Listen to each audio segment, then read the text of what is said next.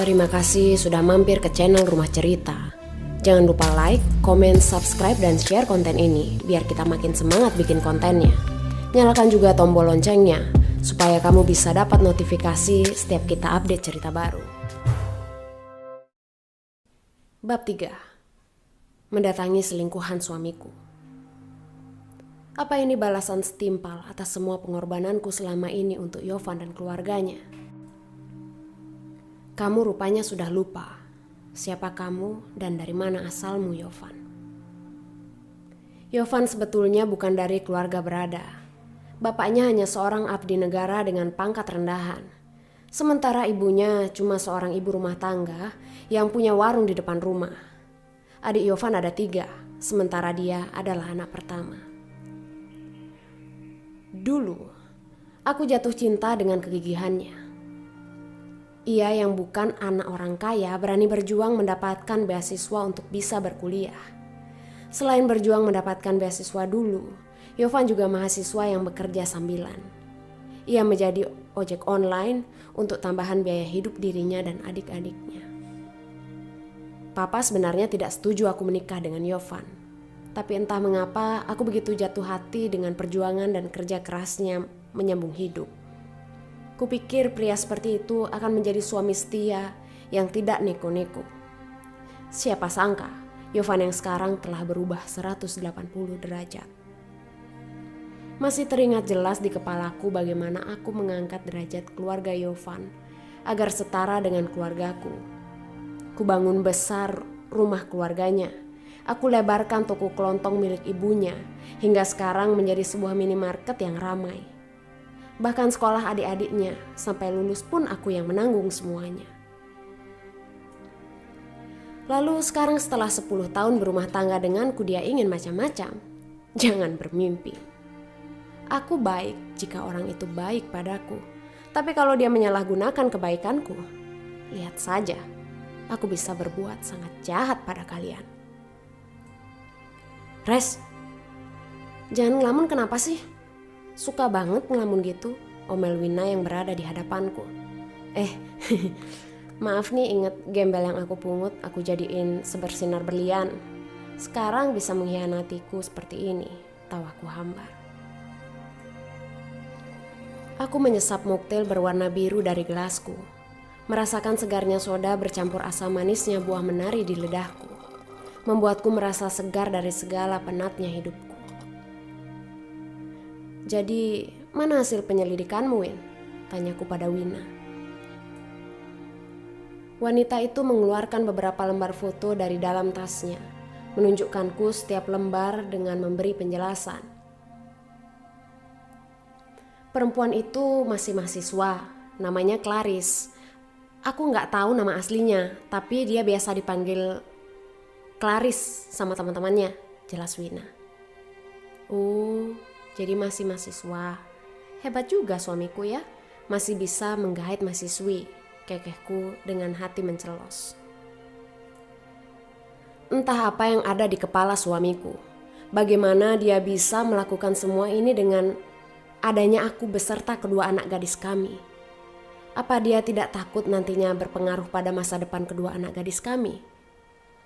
Lagi pula, dia juga masih punya 2 orang adik mahasiswi yang tengah berkuliah. Bagaimana dia bisa memacari perempuan yang setara adiknya sendiri? Lalu, andai adik-adiknya yang diperlakukan seperti itu, apa dia rela adiknya dipermainkan laki-laki sampai sebegitunya? Sungguh dangkal pikiran Yovan. Kita ke kampusnya sekarang. Aku mau ketemu Clarice langsung untuk meminta dia meninggalkan Yovan. Tegasku langsung bangkit dan meraih kunci mobilku. Tunggu dulu, Res. Apa maksud kamu dengan menemui Clarice? Apa enggak sebaiknya kamu kumpulkan semua bukti dengan lengkap dulu sebelum menemui gadis itu? Cegah Wina menahan kepergianku dari restoran. Aku mengernyitkan dahi melihat sikap sahabatku itu. Kenapa aku masih harus mengumpulkan bukti? Toh sudah jelas semuanya. Foto kemesraan mereka, bukti-bukti yang dikumpulkan Wina, juga pesan mesra mereka di telepon pintar suamiku. Semua sudah lebih dari cukup untuk membuat wanita itu tidak berkutik. Aku tahu perempuan model begitu harus digertak langsung. Kalau kamu nggak mau ikut, aku pergi sendiri. Aku nggak punya banyak waktu, Win. Aku harus memperingatkan perempuan muda ini untuk menjauhi suamiku dulu. Baru selanjutnya mengurus urusan rumah tanggaku dengan Yovan. Tegasku bergegas pergi dengan mobilku. Kubayar makananku di kasir beserta pesanan Wina sekalian. Aku gagas berjalan menuju mobil diikuti Wina yang setengah berlari mengejarku. Aku ikut mobilmu, kita pergi sama-sama, ujar Wina yang langsung duduk di bangku samping kemudi. Aku tersenyum melihat tingkah sahabatku itu. Aku yakin Wina akan selalu mendukungku meski sering sekali ia tidak akur dengan suamiku. Tapi tak pernah sekalipun ia berada berseberangan denganku. Wina adalah sahabat terbaikku selama ini. Ia selalu berada di pihakku. Terima kasih kamu sudah selalu ada di sampingku, Win. Aku tidak punya banyak waktu di Malang. Ada anak-anakku yang tinggal di rumah Surabaya bersama asisten rumah tangga. Makanya aku ingin cepat saja menemui perempuan itu dan menyatakan maksudku. Ujarku mengurai rencana. Kalau perempuan itu mengadu pada Yovan gimana? Tanya Wina sambil menggigit bibir. Kita lihat saja nanti, jawabku sambil mengulas senyum. Aku datang ke Malang menyetir selama 3 jam bukan tanpa tujuan yang pasti. Jika hanya menerima bukti-bukti dari Wina lalu aku pulang dan menyerang suamiku, semua akan sia-sia. Gadis itu duluan yang harus aku lumpuhkan sebelum menyiapkan mental untuk berseteru dengan Yovan. Lagi pula aku ingin tahu seberapa hebat gadis yang berani memoroti suamiku selama ini. Wajah Wina masih tegang saat aku sudah memasuki area kampus tempat di mana wanita bernama Clarice itu menuntut ilmu. Sebuah kampus swasta terkenal di Malang yang aku tahu seluruh mahasiswanya anak orang-orang berduit. Tak sulit menemukan mahasiswi bernama Clarice tersebut. Dengan bertanya sana-sini, aku langsung bisa menemukan di mana wanita yang menjadi selingkuhan suamiku itu berada. Kulihat ia sedang makan bersama salah satu temannya di kantin. Sebuah situasi dan kondisi yang tepat, gumamku sambil tersenyum licik. Aku melangkah dengan penuh percaya diri mendekati Clarice. Kulihat Wina berjalan lamban beberapa langkah di belakangku.